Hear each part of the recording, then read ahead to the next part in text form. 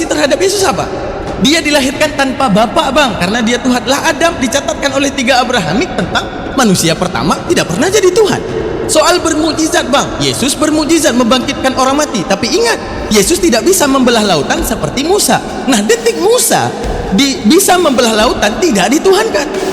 Tapi Yesus yang menghidupkan orang mati dituhankan kalau alasannya adalah mukjizat. Kenapa? Ketika Musa... Oke teman-teman, itu yang akan kalian nonton. Debat berlangsung sangat blunder. Sebagaimana kalian tahu, saya Ustadz Ahli Mantik membahas debat lintas agama di ranah mantik. Pertanyaan-pertanyaan yang gak pernah kalian dengar. Yang pastinya kalau pertanyaan ini dikeluarkan, saya iris kuping saya kalau ada satu pendeta yang bisa jawab pertanyaan ini. Dan pastinya pertanyaan yang saya keluarkan itu adalah pertanyaan yang pertama gak akan pernah punya jawaban di dalam kekristenan. Yang kedua, pertanyaan ini belum pernah kalian dengarkan sebelumnya selama kalian bawa debat. Pertanyaan saya itu gini, apakah tulisan memiliki kuasa untuk menentukan status ilahi seseorang? Catat itu satu. Diskusi apa lagi? Yang kedua, ini orang ngawur. Tulisan semua dibantai ya. Kalau begitu Al-Quran dibakar aja. Semuanya tulisan. Kalau begitu Taurat, Injil yang dipercayakan oleh Allah diturunkan. Ujung-ujungnya teman-teman, kalian perhatikan pertanyaan Bang Daman tadi, itu pertanyaan yang sangat sulit. Apakah teks bisa menentukan keilahian seorang? Bodoh amat, mau satu pendeta manapun hadirkan depan saya, nggak akan pernah ada jawabannya, gitu teman-teman. Terus debat berlangsung lama. Setelah debat berlangsung lama, emosinya memuncak karena pertanyaan saya ini menombak lambung hatinya, lesung ulu hatinya, yang membuat debater Kristen ini, mantan murtadin ini kesel guys, kesel bolak-balik karena pertanyaan Bang Daman ini seputar bagaimana logika bernalar. Nah, kalian harus nonton sampai habis karena di sini kita akan melihat bagaimana pelan-pelan Bang Daman memberikan argumentasi seputar apapun yang ditanyakan dan semua terjawabkan di ranah logika.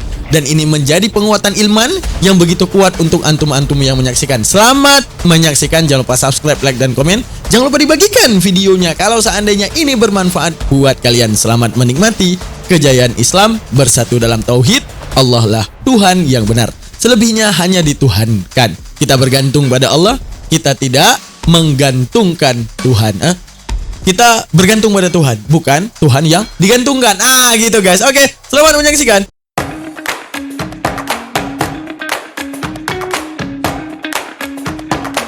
Konsep ketuhanan itu berbicara tentang adanya sang causa prima, sebab yang tak disebabkan. Maka saat kita membangun satu kata-kata tentang Tuhan, yaitu Tuhan, menunjukkan apa? Kita harus juga menunjukkan diferensiasi, pembeda kata Tuhan ini dengan kata-kata apapun yang ada di dunia ini. Jadi kadang kita mampu mengenal sesuatu itu karena kita tahu membedakan sesuatu itu dengan hal yang lain. Untuk menunjukkan, di dalam Islam mengajarkan konsep tauhid, konsep relevansi sesuatu itu bisa disebut Tuhan dengan segala definisinya. Ketika di dalam Islam itu mutlak, ketika Tuhan dikatakan dia sebab yang tak diawali, maka Islam itu membatalkan kata-kata kelahiran pada Tuhan. Karena konsepsi kita berpikir dua yang kontradiksi tidak akan pernah bersatu pada satu waktu. Seperti menyatukan kiri dan kanan, itu tidak akan pernah bersatu. Sama juga seperti menyatukan lahir dan tidak diawali. Sama seperti juga menyatukan antara maha kekal dengan kematian. Itu menunjukkan apa? Satu konsep yang batal pada segala sesuatu yang kita bangun definisinya itu maha kuat, maha kekal, dan maha awal. Nah, dalam Islam mengajarkan ada intikat yang namanya intikat 20 ataupun sifat 20 daripada Tuhan. Yang itu Allah sifati sendiri di dalam Al-Quran. Begitu banyak yang kita lihat di dalam Al-Quran. Misalnya, fi'lu kulli mumkinin autarkuhu, itu berbicara tentang jaiznya Tuhan. Tuhan itu bebas dalam hal menciptakan, bebas dalam hal meniadakan. Berbicara tentang wajibnya Tuhan. Banyak juga ayat-ayat yang menjelaskan sifat-sifat wajibnya Tuhan. Salah satunya maha kuasanya Tuhan. Allah itu tidak diawali, yaitu huwal awal, huwal akhir, huwal dhahir, huwal batin. Dijelaskan lagi tentang Allah itu maha wujud, yaitu dengan adanya pola indikasi. Apa itu pola indikasi? Ketika dikatakan Allahul ladzi khalaqas samawati wal arda wa ma bainahuma. Allah mengatakan, coba kamu lihat langit dan bumi ada. Maka saat langit dan bumi ada dan segala ketentuan yang ada di muka bumi itu ada, maka aku itu ada. Maka juga di dalam Islam menjelaskan bahwa kadang terbuktinya keberadaan sesuatu itu karena eksperiensi terhadap sesuatu yang lain. Seperti kita mengeksperience sendal seseorang ada di depan rumahnya, di mana kita paham bahwa ini dia ada di dalam, gitu. Jadi dari eksperiensi kita paham bahwa ada pencipta langit dan bumi dengan segala diferensiasinya dengan makhluk, pembedanya dengan makhluk. Di situ kita pasti akan paham, pasti ada yang menentukan langit dan bumi ini. Maka saat kita membangun penentuan terhadap ada yang menciptakan langit dan bumi ini, agar tidak salah Allah menurunkan Rasulnya dengan segala penjabaran terhadap dirinya, yang disertai oleh Al-Quran, yang dibarengi juga oleh hadis yang menjelaskan tentang dirinya. Di dalam Islam mengenal dengan konsep tauhid, yaitu dengan konsep Allah itu satu, satu Allah pada dirinya, satu Allah pada sifatnya, satu Allah pada penciptaannya. Di mana Allah menjelaskan bahwa diri aku ini satu. Dan karena diri aku ini satu, maka sifat yang aku keluarkan juga satu. Beda dengan kalian. Selanjutnya, karena diri aku ini satu, kubuatkan ciptaanku yang badi. Yang setiap ciptaanku ini juga satu. Arti maksudnya satu bagaimana? Setiap manusia yang diciptakan ataupun apapun yang diciptakan oleh Tuhan yang ada di muka bumi ini semuanya satu. Contoh pasir di laut itu banyak kita lihatnya, tapi antara pasir A dan pasir B itu saling membedakan.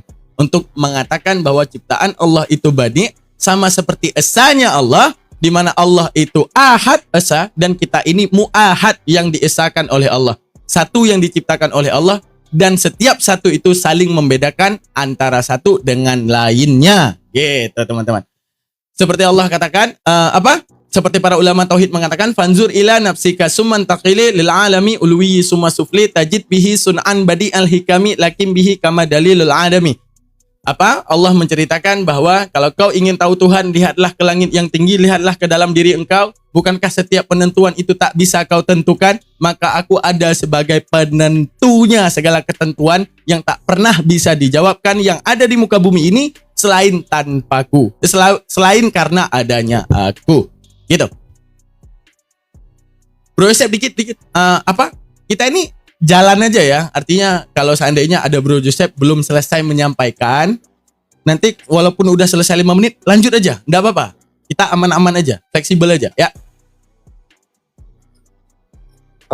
Jadi tetap bergantung waktu atau gimana?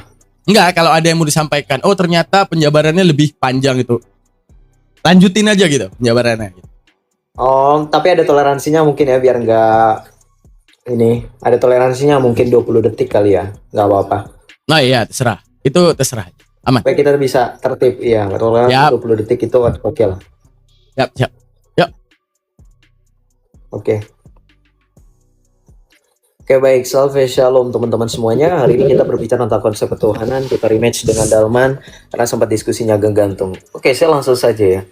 Bagaimana perspektif dalam kekristenan khususnya dalam ajaran gereja Katolik tentang konsep Tuhan itu sendiri? Bagaimana kita memahami dan mengimani Tuhan? Dalam perspektif yang tegas, kita mengimani Allah yang Esa, yaitu Allah Tritunggal Maha Kudus. Dan kita harus mengetahui bahwa secara epistemologis, di dalam gereja Katolik kita mengetahui dan mengenal Allah dalam kitab suci, tradisi suci, dan juga magisterium gereja. Konsep Allah dalam kitab suci sudah sangat jelas bahwa kitab suci menyatakan kepada kita bahwa Allah itu Esa, monoteisme yang mutlak dan tegas. Ulangan 6 ayat 4. Dengarlah hai Israel, Tuhan itu Allah, Tuhan kita itu Esa. Kemudian dalam Yesaya 45 ayat 5, akulah Tuhan dan tidak ada yang lain, kecuali aku, tidak ada Allah. Kemudian dalam perjanjian baru pun Tuhan Yesus menegaskan kembali apa yang ada dalam perjanjian lama, yaitu dengan prinsip Shema Yisrael Adonai Elohino Adonai Ehad. Markus 12 ayat 29. Dalam pribadi Allah Tritunggal Maha Kudus, kita mengenal Bapa, Firman, dan Roh Kudus yang ketiganya adalah Esa. Allah yang Esa yang satu-satunya itu tidak mungkin bisa dibandingkan dengan siapapun.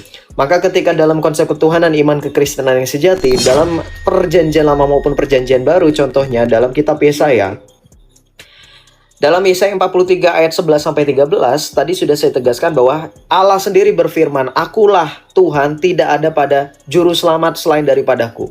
Akulah yang memberitahukan, menyelamatkan, dan mengabarkan, dan bukannya Allah asing yang ada di antaramu. Kamulah saksi-saksiku, Demikianlah firman Tuhan. Dan akulah Allah, juga seterusnya aku tetap Dia dan tidak ada yang dapat melepaskannya dari tanganku. Sehingga ini menjadi salah satu tolak ukur bagi iman kekristenan, khususnya dalam perspektif gereja Katolik, bahwa wahyu mengenai Allah sendiri sudah sangat final dan tidak perlu dicari-cari lagi dan menggunakan, apalagi sampai mengandalkan daya pikir manusia yang sampai dengan detik ini terus berubah dan juga penilaiannya sangat subjektif. Maka sekali lagi, dalam penegasan tentang konsep ketuhanan, manusia sendiri tidak dapat membatasi bagaimana Tuhan itu. Tuhan menyatakan dirinya melalui sesuatu yang ada, seperti dalam berbagai macam konsep dalam perjanjian lama yang dikenal dengan prinsip teofani.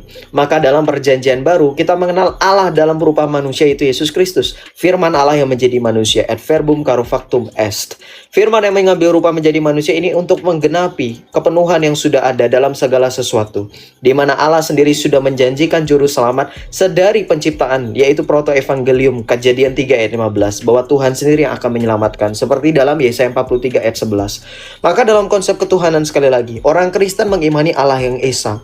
Allah yang Esa itu Bapa, Putra, dan Roh Kudus. Ketika Yesus Kristus sendiri menyatakan dirinya sebagai anak Allah, dirinya sendiri memberikan perbedaan yang jelas dengan Sang Bapa yang mengutus Dia.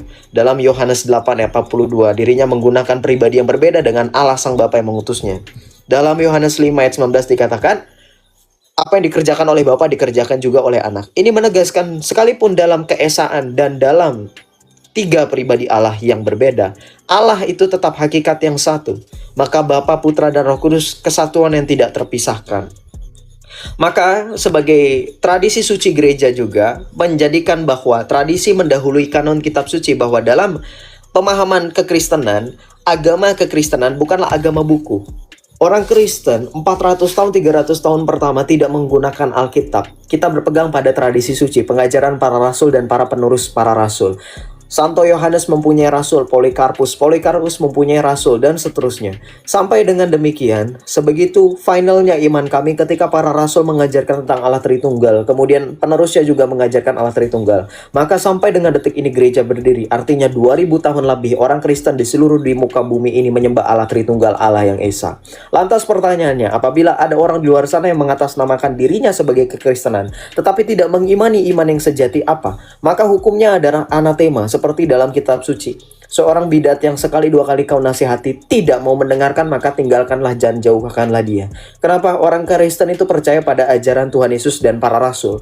Yesus tidak meninggalkan agama, tetapi Yesus membangun gereja. Di atas Rasul Petrus, Yesus mendirikan gereja, dan di atas fondasi itu juga segala bentuk apa yang dipertanyakan oleh teman-teman kita, baik Islam maupun orang-orang yang tidak mengenal Kristus, sudah terjawab karena gereja sudah menjaga imannya selama 2000 tahun. Artinya mengenai konsep ketuhanan tidak perlu dipertanyakan dan diragukan lagi, bahwa orang Kristen yang sejati akan terus melanjutkan warisan iman yang sudah dipertahankan sedari zaman Yesus dan para rasulnya. Maka dari itu, ketika kita mengenal Allah yang Esa, kita mengenal dalam pribadi Allah Tritunggal Maha Kudus, Bapa, Putra, dan Roh Kudus. Seperti itu.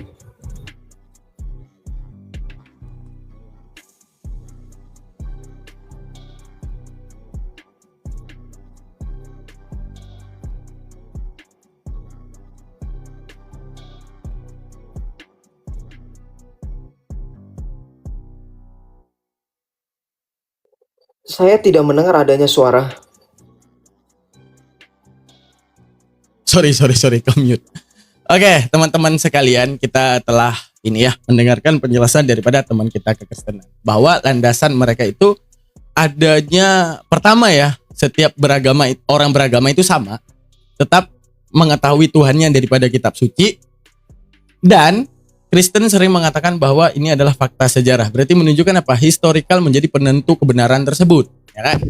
Nah, ketika historical itu menjadi penentu kebenaran tersebut, saya cuma ingin bertanya pertama, apa kepantasan Tuhan itu menjadi sosok legenda? Itu satu. Apa kepantasan Tuhan menjadi sosok legenda? Itu satu.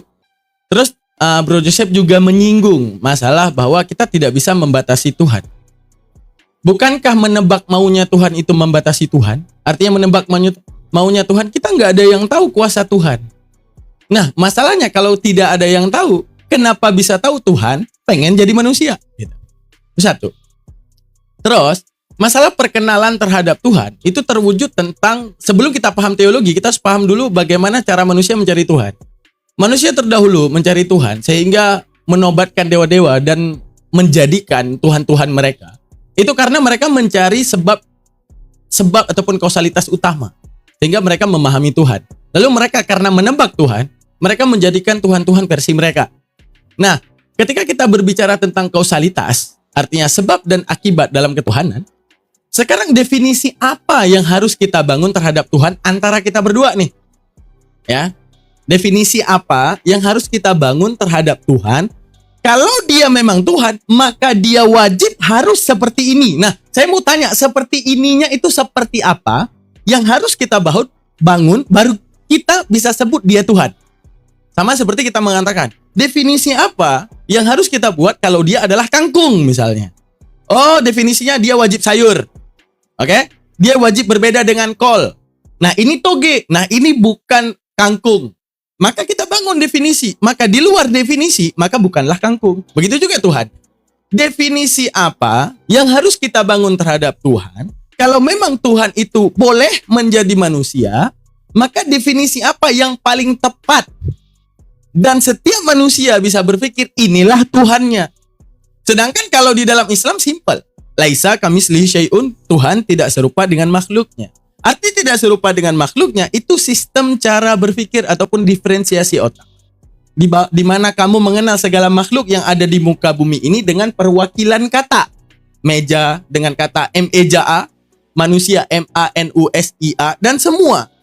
Tiba-tiba ada kata-kata yang asing, T-U-H-A-N. Maka menunjukkan apa? Seharusnya sistem manusia berpikir membedakan kata-kata ini dengan kata-kata yang lain, bukan justru menyamakan. Nah, kalau seandainya menyamakan kata, maka dinamakan dengan sinonim. Maka timbullah pemahaman bahwa setiap manusia adalah Tuhan, setiap Tuhan adalah manusia. Karena apa? Kata-kata ini tidak lagi berbeda. Kata-kata ini kembali menjadi sama. Ketika menjadi sama, maka pola pikir akan menangkap benar setiap Tuhan yang punya, setiap manusia yang punya sistem pikir yang sama dan kejadian yang sama, pasti akan dituhankan di suatu saat. Seperti Yesus yang dibacakan, dicatatkan sejarah sebagai manusia yang pernah lahir, satu kelompok orang mengatakan dia Tuhan. Maka sama, orang mencatatkan saya sebagai manusia yang pernah lahir, ketika dicatatkan saya sebagai manusia yang pernah lahir, kemudian ada sekelompok orang yang ingin menobatkan saya sebagai Tuhan. Lalu kemudian dituliskan saya adalah Tuhan. 2000 tahun yang akan datang sama seperti Yesus sayanya. Juga bisa ikut disembahkan, tapi nyatanya saya bukan Tuhan. Maka kembali pertanyaan saya, definisi apa yang harus kita bangun terhadap Tuhan? Sehingga ketika Bro Yosef mengimani Yesus sebagai Tuhan, definisi apa yang membuat otak Anda meyakini ini Tuhan? Kenapa? Definisinya seperti ini, Bang. Udah masuk dia, Bang, dalam definisi. Nah, ketika dia sudah masuk dalam definisi, saya yakin ini Tuhan. Maka kita wajib dulu nih antara setiap otak manusia, definisi terhadap Tuhan, definisi apa yang harus kita bangun sehingga kita klop dan mengatakan fix ini Tuhan. Gitu, Bro. Yes. Silakan ditanggapi.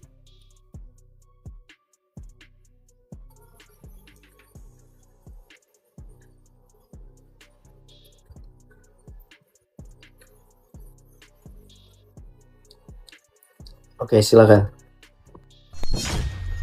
Oke, baik.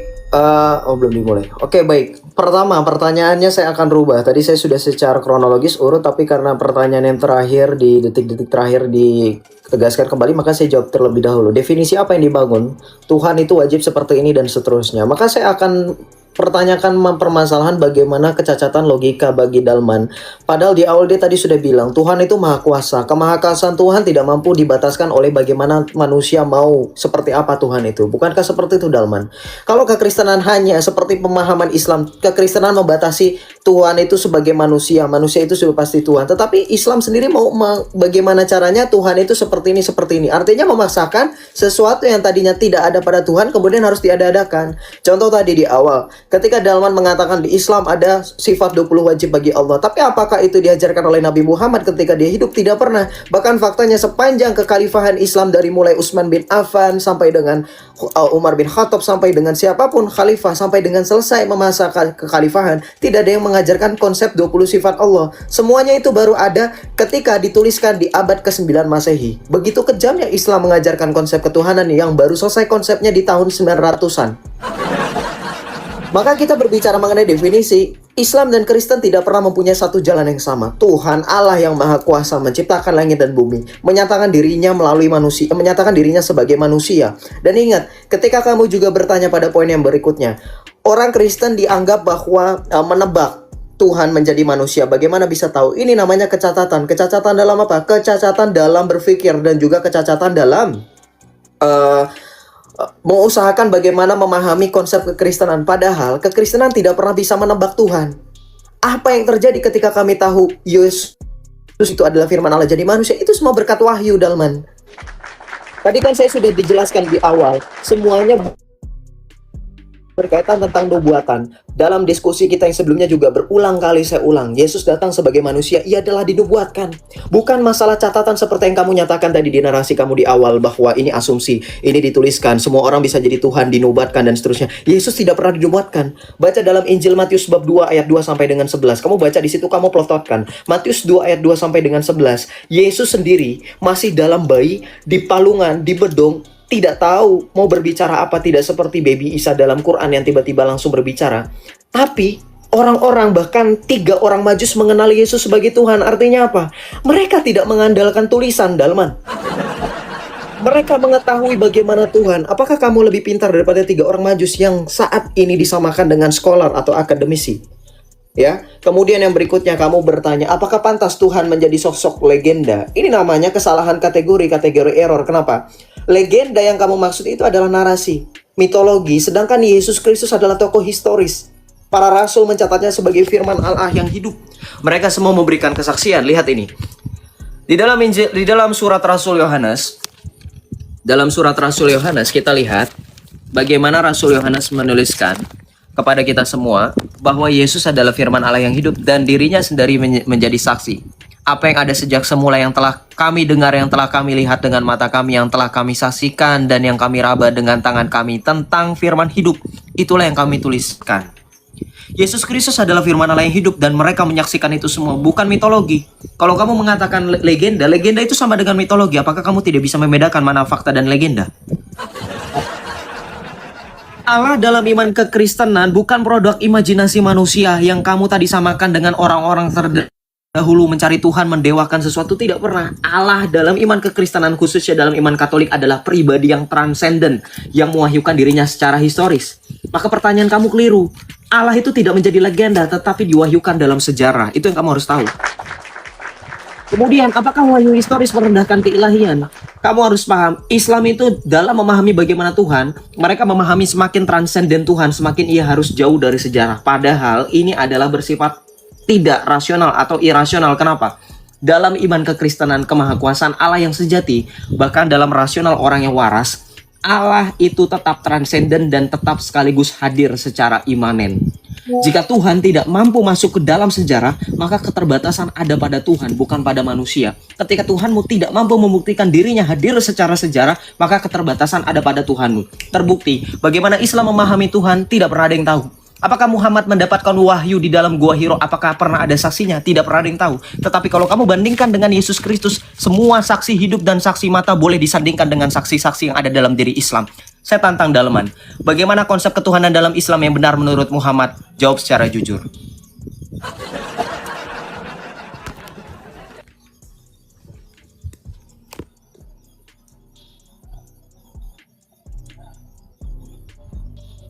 Oke, teman-teman sekalian. Apa? Saya tanya tadi definisi apa yang harus kita bangun. Tak kemana-mana kan? Definisi, kalau kita berbicara tentang definisi, kalau saya tanya nih, apa itu korek? Paling kurang kamu harus menyebutkan esensinya. Keras bang. Nah, berarti setiap yang tidak keras nggak masuk ke korek. Sekarang kamu mengatakan gini, bahwa Yesus adalah orang yang dicatatkan, kan gitu ya? Masalahnya, orang yang Cuma yang imani dia Tuhan, yang catat dia Tuhan. Selebihnya hanya catatan sejarah yang mencatat dia manusia yang pernah hidup. Lalu tentang statusnya berbeda paham. Yahudi mencatatkan dengan sangat kejinya terhadap Yesus.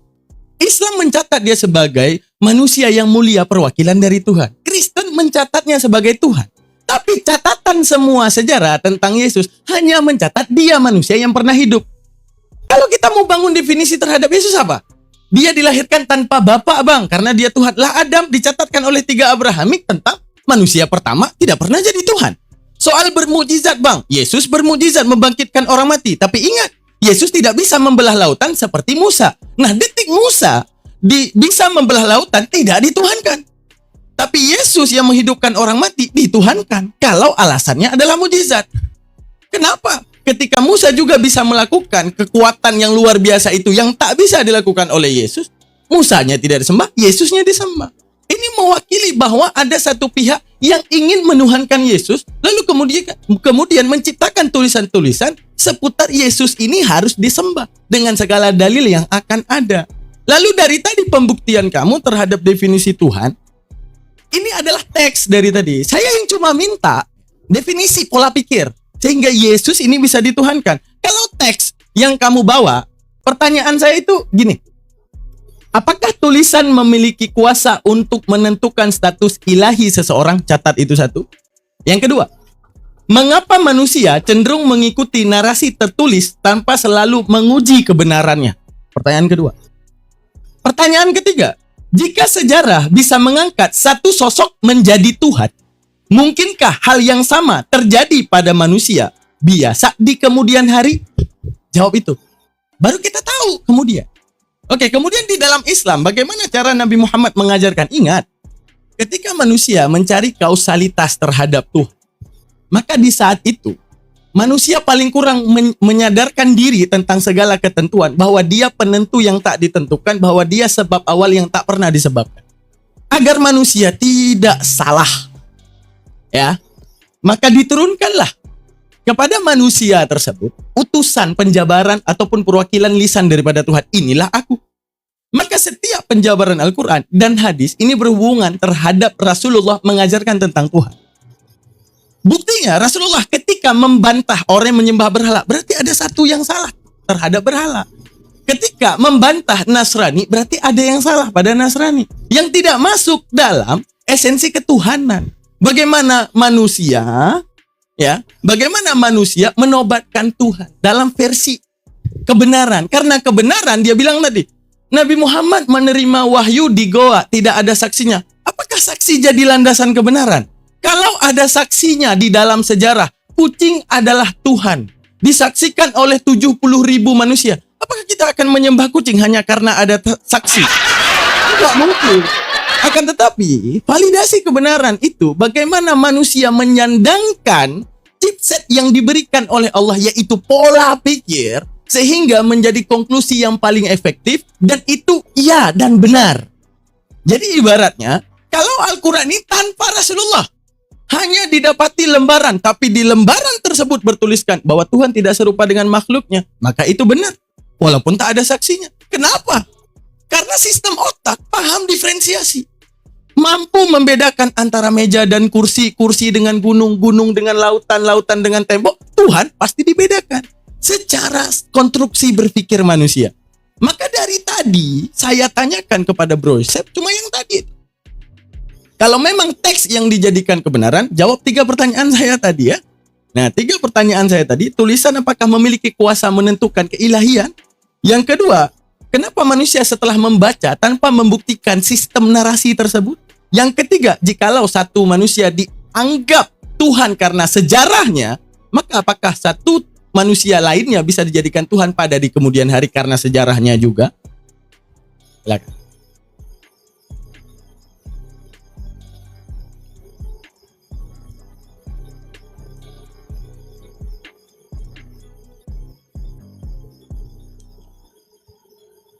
Oke, jadi tidak terjawab ya pertanyaan saya, di mana konsep ketuhanan Islam yang benar menurut ajaran Muhammad dibanding dengan sifat 20 yang tadi saya sudah bantah bahwa sifat 20 baru ada di abad ke-9 Masehi. Terima kasih ya. Semakin mempertegas konsep ketuhanan Islam itu hanya mengawang-awang, makanya Dalman di sini berusaha menyeret kita dalam kebingungan rasionalitas Islam, mengandalkan logika. Oke, nggak apa-apa saya jawab. Kenapa kekristenan mengandalkan tulisan? Tulisan itu bukan tulisan kosong. Tulisan itu adalah berisi kesaksian orang-orang yang berani mati. Markus, Matius, Lukas, Yohanes, semua mereka berani martir. Meskipun Yohanes pada akhirnya mati karena umur yang muda, tetapi Yohanes pernah merasakan direbus dalam minyak yang mendidih. Apakah kemudian tulisan itu menjadi saksi? Bisa. Apakah kemudian pertanyaan kamu, apakah saksi itu memvalidasi kebenaran? Bagaimana mungkin sedangkan di Al-Quran ada banyak tertulis mengenai saksi? Bagaimana mungkin kamu mengindahkan kesaksian-kesaksian sedangkan peraturan hukum internasional manapun, kamu pergi ke pengadilan manapun, semua butuh saksi? Apakah kamu berani ngomong ini di depan hakim? Validasi kebenaran bukan soal masalah bukti-bukti atau evidence dalam bentuk foto, video, dan seterusnya, tetapi kesaksian itu bahkan lebih kuat. Kenapa? Dengan mata kepala sendiri. Itu kamu tahu, kita diberikan otak ketika memberikan kesaksian. Kesaksian kita tidak dapat disangsikan. Alkitab mengatakan itu di dalam Bilangan. Semua orang Yahudi, bahkan kalau kamu mau masuk dalam, kamu kan mendefinisikan sesuatu, kalau misalkan keras berarti meja, maka kalau kamu menganggap dirimu Abrahamik, semua agama Abrahamik baik Yahudi dan Kristen menggunakan kesaksian dalam kebenaran. Dalam perjanjian lama, hukum dui ganda saksi itu dipegang teguh. Dalam perjanjian baru, ketika di dalam Yohanes 5 ayat 19, Yesus berbicara dengan orang Yahudi mengenai 2 orang saksi, masih dipakai sampai dengan detik ini. Makanya 10 perintah Allah kami tetap pegang, jangan bersaksi dusta. Mana Islam? Dengan definisi yang kamu pakai, saya pakai analogi yang sama. Apakah Islam termasuk agama Abrahamik ketika kamu berani menggunakan istilah narasi bahwa saksi itu tidak dapat digunakan sebagai validasi? Sadar diri kamu, Dalman. Kemudian yang berikutnya, jika sejarah mengangkat siapapun jadi Tuhan, apakah kemudian bisa terjadi? Ini narasi yang ngawur. Sejak kapan Yesus diangkat dalam tanda kutip jadi Tuhan? Tidak pernah ada proses pengangkatan Tuhan kepada Yesus. Saya tadi sudah membuktikan dalam Alkitab, Matius bab 2 ayat 2. Bukti yang paling valid ketika Yesus masih di dalam bayi, masih dalam kandungan pun, Yesus dikenali sebagai Tuhan. Tidak ada pengangkatan. Mereka semua tidak mengenal satu sama lain, tetapi dalam otak mereka, dalam pencarian Tuhan, mereka mengenal pribadi Allah yang menjadi manusia. Berkat tulisan, Dalman, betul. Apakah kamu mau menyelisihi apa yang sudah diwahyukan Allah kamu dalam rukun iman yang keempat, bahwa Allah telah menurunkan Zabur, Taurat, dan Injil? Apakah kamu juga mau menyaksikan itu? Bahaya ini, Dalman. Saya harus periksa ke ulama-ulama terdekat ya, apa betul perkataan Dalman ini. Tapi lebih lanjut dengan Matius 2 ayat 2 dikatakan apa? Ketika orang-orang Majus ini, mereka tidak pernah membaca Alkitab, mereka tidak pernah membaca tulisan-tulisan, tetapi mereka mencari Yesus karena mereka telah melihat bintangnya di timur, dan kami datang untuk menyembah dia. Ketika Raja Herodes mendengar hal itu, terkejutlah ia berserta seluruh Yerusalem. Ini bukti bahwa mereka adalah saksi. 3 orang Majus, mereka adalah salah satu dari sekian banyak saksi Yesus adalah Tuhan.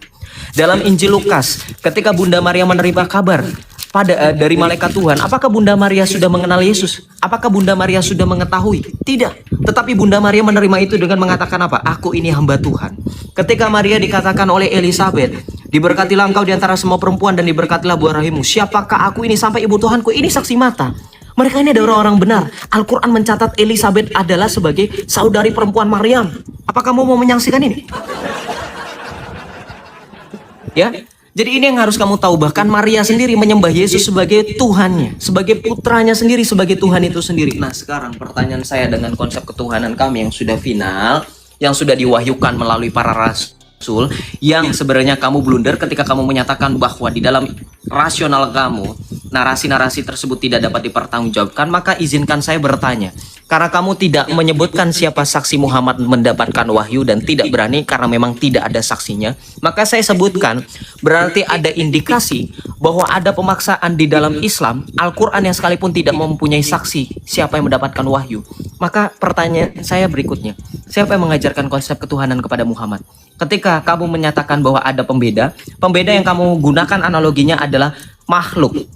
Tuhan adalah satu-satunya entitas yang tidak mempunyai kesamaan seperti dalil kamu. Maka apakah sejatinya Tuhan mampu disamakan dengan makhluk? Analogi itu tidak bisa terpakai sebenarnya. Kamu jadi kena logical fallacy. Jadi pertanyaan saya sekali lagi, yang tadi kamu jawab, Konsep ketuhanan apa yang diajarkan oleh Muhammad yang diterima oleh seluruh Islam di muka bumi ini tanpa terkecuali? Silahkan.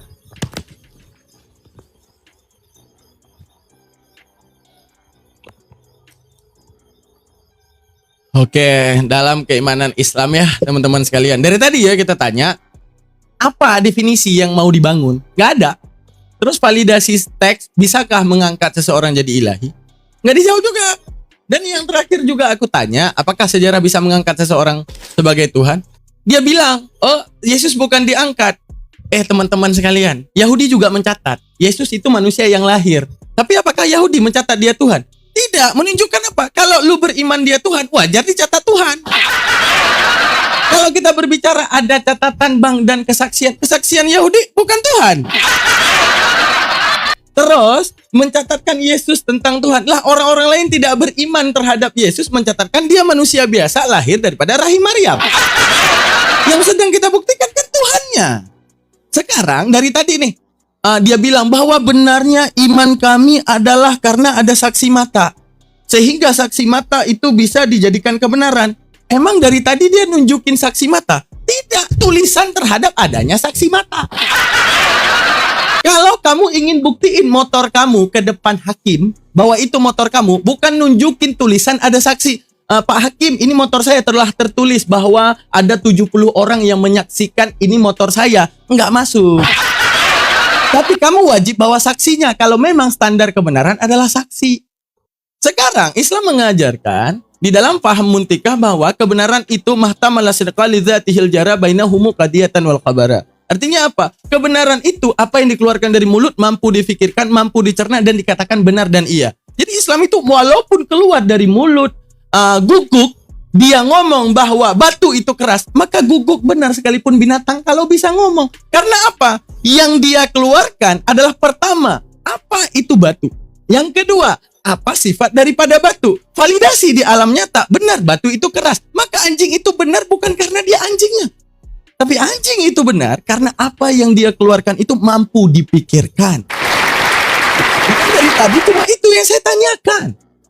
Sekarang, ketika dia menanyakan tentang di dalam Islam, apa yang diajarkan kepada Nabi Muhammad? Bukankah di dalam kita tahu bahwa Allah menurunkan rasul-rasulnya hanya untuk menjabarkan tentang siapa dirinya?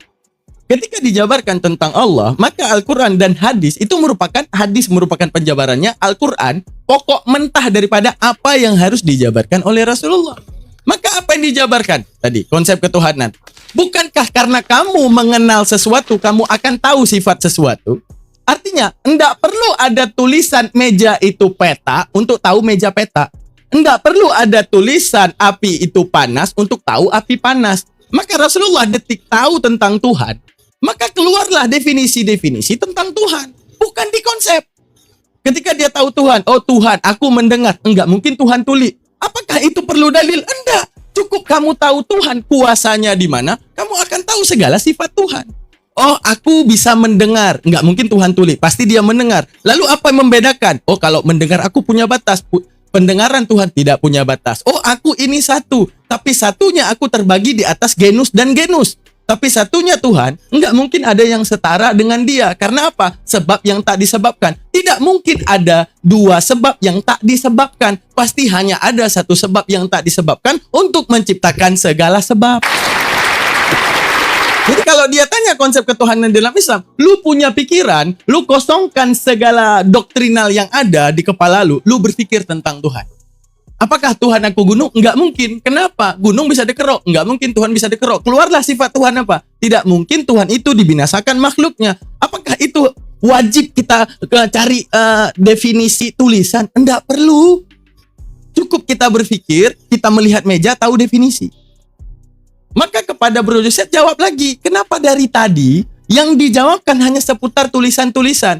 Sedangkan kalau kita berbicara tulisan dan tulisan itu dikatakan ada saksi, lah catatan Yahudi dalam Gitin dan semuanya pandangan rabi-rabi. Mereka mencatatkan Yesus sebagai manusia yang pernah lahir. Pernah nggak Yahudi mencatat dia sebagai Tuhan? Tidak pernah.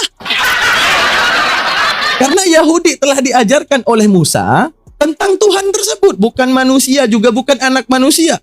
Lalu pernahkah Musa merevisi ajarannya? Tidak pernah. Seharusnya Musa sebelum mati menitipkan, wahai manusia, kalau aku mati berarti nanti ada Tuhan yang jadi manusia. Seharusnya Musa ngomong seperti itu. Tapi Musa tak pernah merevisi. Maka saya tanya, validasi jika itu teks, bagaimana dengan semua teks yang mencatatkan Yesus hanya manusia biasa? Silakan dilanjutkan.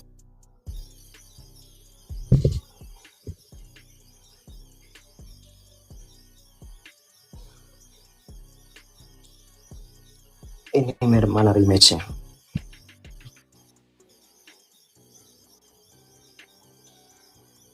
Oke ya, baik. Tolong dicatat kalau saya sudah menjawab, jadi jangan bilang saya nggak menjawab sama sekali. Saya sudah menjawab, Anda yang tidak mendengar. Anda punya insecurities level itu karena Islam sendiri tidak memiliki otoritas atas tulisan. Karena apa? Anda sudah menjawab sendiri, tidak pernah ada saksi mata Muhammad mendapatkan wahyu Al-Quran. So, it is very clear kalau Anda tidak percaya dengan tulisan, karena memang Al-Quran tidak ada yang mengotorisasikannya. Alkitab memiliki saksi mata. Kamu dengar nggak? Kamu bilang katanya tulisan. Coba Dalman, saya tantang kamu. Kamu ngomong sama lawyer atau kamu ngomong sama ahli hukum. Sejak kapan kesaksian seseorang sekalipun itu dituliskan itu menjadi alat bukti yang tidak sah?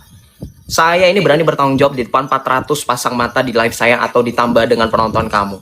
Sejak kapan kesaksian orang yang dituliskan itu tidak sah, teman-teman? Di hadapan hukum loh. Ini di hadapan hukum. Kalau kita diskusi apa lagi? Ini orang ngawur. Tulisan semua dibantai ya. Kalau begitu Al-Quran dibakar aja. Semuanya tulisan. Kalau begitu Taurat, Injil yang dipercayakan oleh Allah, diturunkan oleh kepada itu, ya nggak usah dipercaya. Ya, kemudian kamu mengatakan katanya, oh kalau orang Yahudi yang menuliskan, ya kalau podo gitu, podo wae. Kalau gitu berarti orang Yahudi nggak percaya Allah, kamu piye? Hah? Orang Israel sedang membombardir saudara-saudaramu di Palestina itu karena Allah, kamu itu piye? Gimana sih? Kita lagi ngomong tentang konsep diskusi lintas iman antara Kristen dan Islam, masa bodoh dengan Yahudi. Kamu tahu sendiri, dalam Al-Quranmu tertulis dalam Al-Baqarah, tidak akan senang orang-orang Yahudi dan Nasrani sampai kamu mengikuti jalan-jalan mereka. Kamu malah mencatut pendapatnya orang Yahudi. Ngawur.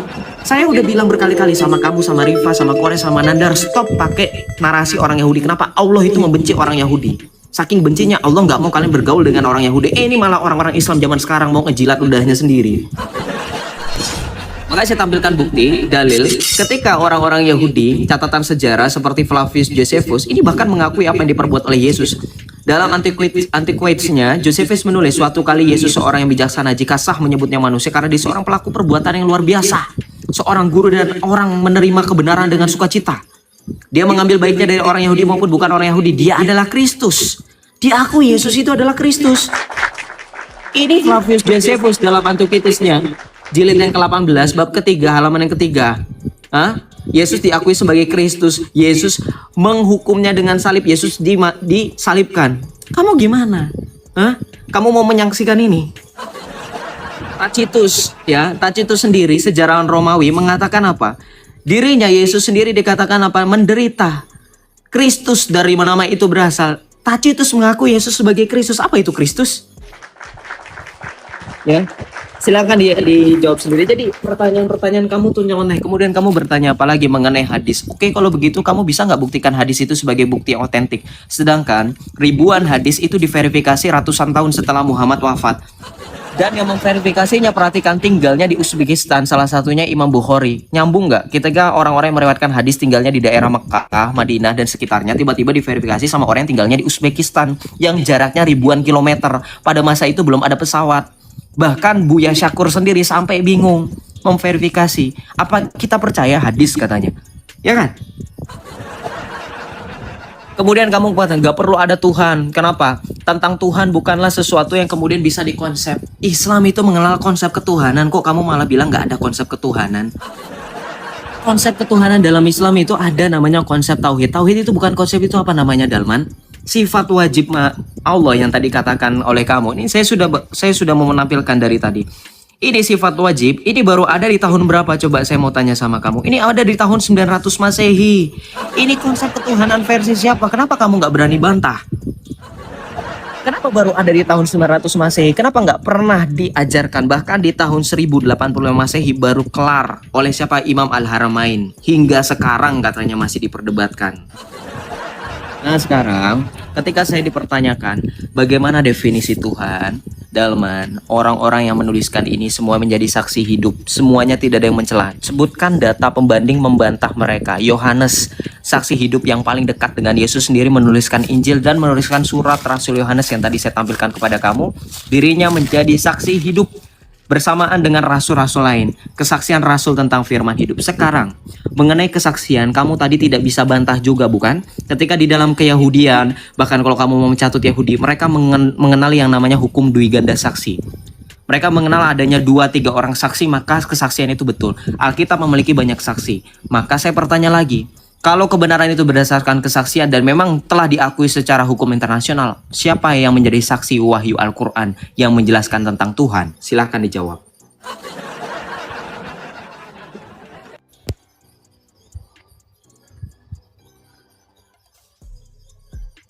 Kayaknya jangan ngerokok deh, aku jadi kena pelanggaran.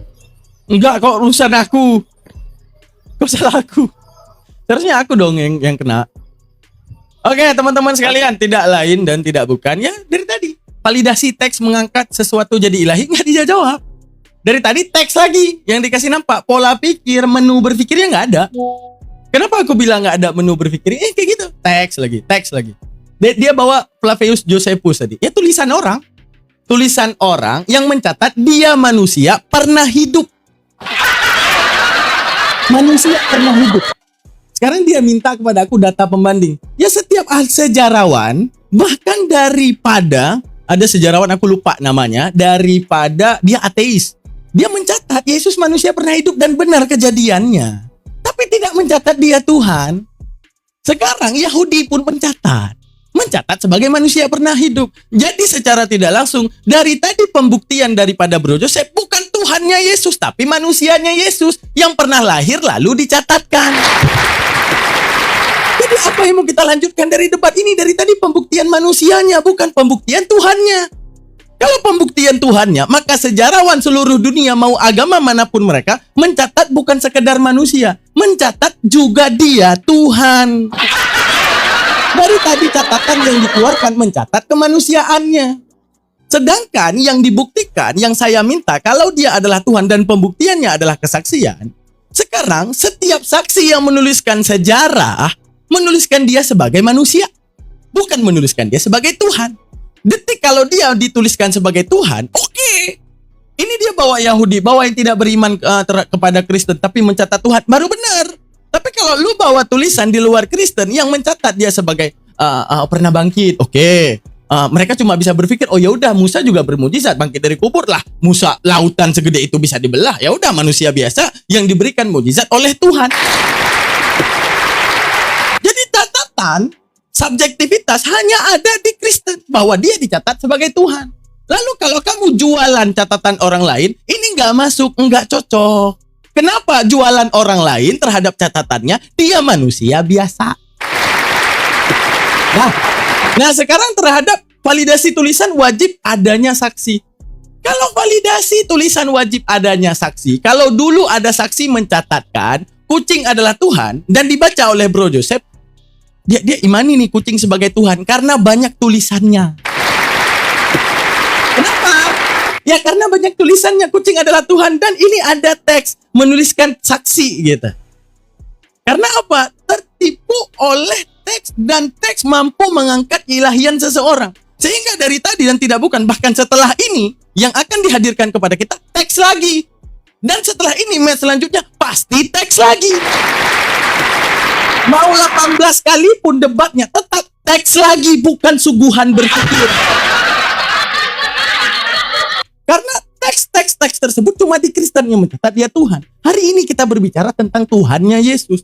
Maka teks yang dikeluarkan terhadap Yesus sebagai Tuhan hanya ada di Kristen. Tapi teks terhadap Yesus adalah Tuhan di luar Kristen hanya mencatatkan Yesus sebagai manusia biasa. Mau dari agama manapun. Kamu kira orang Hindu tidak mencatat Yesus sosok pernah hidup? Ada. Mencatat Yesus sosok pernah hidup. Bukan mencatatkan dia sebagai Tuhan.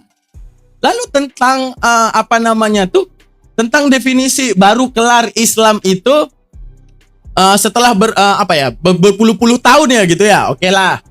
Baru sempurna tentang konsepnya. Sekarang gini guys. Kayak kita paham akan sifat sesuatu, sifat 20 Allah. Karena kita bangun definisi tadi terhadap Tuhan, apa yang paling pantas dan layak untuk kita sembahkan. Lalu kemudian dicatatkan, lalu kita bilang, wah ini baru sempurna di zaman ini. Bukan, sama seperti gini. Kamu melihat tentang kucing. Belum ada yang menuliskan kucing itu apa. Lalu 20 tahun yang akan datang ditulis kucing itu binatang yang punya kumis, yang dia bercakar. Baru kita bilang, dulu kucing gak sempurna. 20 tahun kemudian dia baru sempurna karena ditulis. Ini cacat cara berpikirnya. Sama juga seperti itu. Ketika kemudian diturunkan ke muka bumi ini, Rasulnya menceritakan tentang segala sifatnya di dalam Al-Quran dan hadis. Baru kemudian menjabarkan terhadap hal tersebut. Baru kemudian di ulama setelahnya mensuling setiap hadis itu menjadikan pokok baku terhadap Tuhan, baru ditulis bagaimana kelayakan segala sesuatu itu disebut sebagai Tuhan. Lihat abis ini yang dikasih nampak juga teks yang kita minta suguhan berpikir. Nah terjadi ini, tengok nih. Yuk.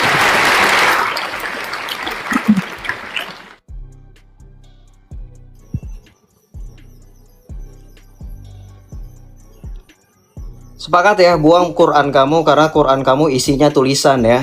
Pantas saja dari tadi saya tungguin mana Qurannya, mana ayat Al-Quran yang nggak ditulisin. Islam yang di sana nggak malu. Si Dalman ngomong, ini dari tulisan-tulisan. Dalam 2 Timotius Rasul Paulus mengatakan sebab tulisan-tulisan ini diilhami. Sebab tulisan-tulisan yang kami punya ini memiliki otoritas. Makanya saya tadi tanya, di mana otoritas Al-Quran? Kesaksian nggak ada, wahyu nggak jelas. Al-Quran baru selesai di tahun 1924, kodifikasi Mesir, ya nggak? Perbedaan mushaf antara hafs, antara wars, antara yang lain-lain. Ini makanya nggak berani nyentuh tulisan. Kenapa? Al-Quran sendiri tidak menjelaskan konsep ketuhanan yang kelas. Sekarang kalau kita ngomongin konsep ketuhanan dalam Al-Quran, saya sentil sedikit bagaimana Allah sendiri digambarkan sebagai sosok laki-laki. Kamu buka dalam surah Al-Ikhlas ayat pertama. Kul huwa Allahu ahad. Kalau Allahmu tidak setara dan tidak serupa dengan makhluk, kenapa Allah pakai kata ganti huwa? Kenapa pakai kata ganti huwa yang digunakan untuk laki-laki? Kenapa nggak hiya kalau memang dia tidak serupa dengan manusia? Kenapa nggak ana? Kenapa nggak huma? Nanti ngomong tentang gramatikal, bahasa Arab ini begini-begini. Udah kebaca intinya teks juga. Kamu mau ke teks-teks manapun. Sekarang saya tanya Dalman, Muhammad mengenal Tuhan kalau nggak dapat wahyu dari Jibril, gimana cara kenalnya? Kalau nggak dia nyembah Hubal. Dari mana dia bisa tahu perbedaan antara Hubal dengan adanya berhala-berhala di sekeliling Mekah sampai ditinggalin berhala yang paling besar? Dari mana kalau bukan dari Allah sendiri? Ini blunder. Logikanya blunder sekali. Kalau bukan dari tulisan. Nah, tapi pertanyaannya sekali lagi, yang bisa membuktikan Al-Quran itu wahyu Allah selain Muhammad sendiri siapa? Aisyah pun tidak bisa menyaksikan. Yusuf Fei sendiri mengaku kepada saya tidak ada saksinya. Ustadz Wafi pun mengatakan, iya itu hanya mimpi, kita percaya kepada mimpi. Kamu mau berbicara kepada saya tentang logika, sementara yang kamu bicarakan hanya sekedar dari mimpi seseorang yang buta huruf. Kamu percaya nggak dengan Quran kalau itu Quran itu adalah teks tertulis, tidak mempunyai saksi, tidak mempunyai otoritas? Siapa yang membenarkan? Siapa yang membenarkan?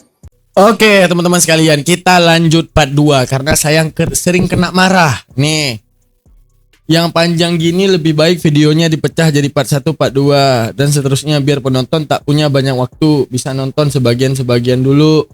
Tuh, banyak kali salah aku teman-teman. Padahal aku mencoba untuk memberikan antum-antum edukasi ya seputar dunia debat lintas agama. Kalau ada pendapat dari aku keluarkan juga. Bang Daman sering banget di komen gini. Ada yang komen, bang durasinya pendek, nggak ikhlas ya buat video, panjangin lagi. Itu di video pertama. Dibuat panjang, aku dimarahin.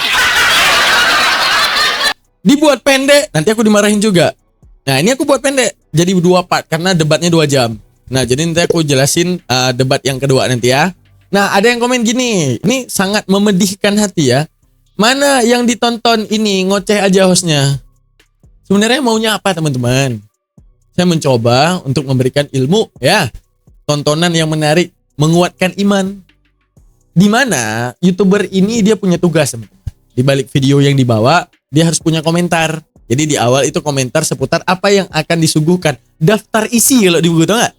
Di buku itu ada yang namanya daftar isi. Nah daftar isi konten saya harus bahas di awal. Biar aman gitu. Nah teman-teman sekalian tinggal nonton gitu kan. Gak perlu ngedit, gak perlu nyari konten. Aman. Tinggal nonton gitu ya. Karena langkah kita baik. Oh karena video ini memberi manfaat. Kuatnya iman Anda. siarkan dan sharekan ke teman Anda agar makin kuat iman. Pahala buat Anda, pahala buat saya. Nanti suatu saat di hari akhirat kita bertemu bersama dan kita saling naik saksi bahwa kuatnya iman Anda karena saya, bahwa saya sangat bersyukur karena dukungan Anda, hingga akhirnya membuat banyak orang bisa kembali kepada penguatan iman yang sama. Luar biasa ya. Dan saya harap penuh dukungan daripada ikhwanul muslim. Saya juga tergabung dalam API, teman-teman. Apologet Islam Indonesia. Saya juga apologet, tapi saya menekuni di bagian tafsir Al-Quran dan ilmu filsafat dan juga ilmu mantik. Nah, jadi di part 2 lebih parah nanti, guys. Di mana dia emosi menghujat. Nah, di sini baru keluar jiwa Bang Daman. Dikira aku nggak bisa menghujat. Nah, dia menanyakan tentang betisnya Allah. Ku jawab, kamu kenapa betis? Allah punya betis, kamu komen. Tuhan punya nunut, kenapa nggak komen? Tuhan punya titik, dia nggak komen. Nah, itu di part 2 ya, yang akan premier insyaallah ta'ala di jam 4 sore nanti. Jadi kalian nonton sampai habis. Ini catat dulu, nanti jam 4 sore premier lagi. Chapter kedua daripada debat yang ini, yang bahkan lebih panas dan lebih berapi-api daripada hal ini ya teman-teman.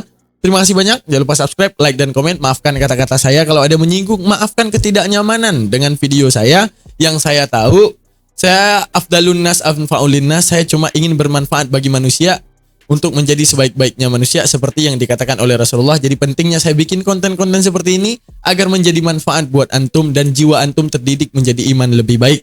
Jazakallah, terima kasih banyak. Subhanakallah wa bihamdika, asyhadu an la ilaha illa anta, jayalah Islamku. Salam satu tauhid. Assalamualaikum warahmatullahi taala wabarakatuh. Thank you. Bye.